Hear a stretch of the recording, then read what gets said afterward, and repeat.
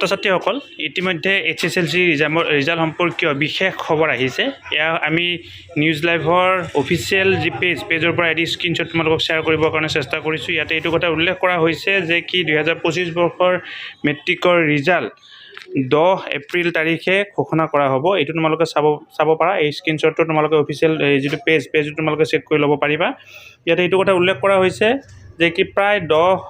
4 লাখ ষ্টুডেণ্টে এইবাৰ পৰীক্ষা দিছিলে আৰু তেওঁলোকে seva.online.org তাৰ জৰিয়তে ৰিজাল্ট চাব পাৰিব আৰু যিখন মাৰ্কশ্বিট প্ৰভাইড কৰা হ'ব সেইখন হ'ব প্ৰভিজনেল মাৰ্কশ্বিট আৰু অৰিজিনেল মাৰ্কশ্বিট পৰৱৰ্তী সময়ত ছাত্ৰ ছাত্ৰীসকলক দিয়া হ'ব এইটো এই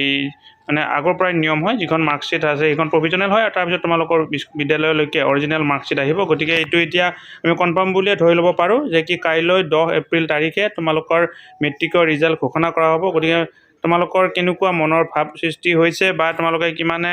কেনেকুৱা ধৰণৰ ৰিজাল্ট আশা কৰি আছে কমেণ্ট বক্সত কমেণ্ট কৰি জনাবা বুলি আশা কৰিলোঁ ধন্যবাদ ষ্টুডেণ্টছ কুইন এছাম নামৰ ইউটিউব চেনেলটোৰ জৰিয়তে আমি ছাত্ৰ ছাত্ৰীৰ কাৰণে বিভিন্ন ধৰণৰ শিক্ষামূলক ভিডিঅ' লগতে পৰীক্ষা উপযোগী ভিডিঅ' প্ৰস্তুত কৰিবৰ কাৰণে চেষ্টা কৰোঁ তোমালোকে যদি আজি পোনপ্ৰথমবাৰৰ কাৰণে এই চেনেলটো চাইছা অনুগ্ৰহ কৰি চেনেলটো ছাবস্ক্ৰাইব কৰিবা আৰু ওচৰতে থকা বেল আইকনটো প্ৰেছ কৰি অল নটিফিকেশ্যন কৰি থৈ দিবা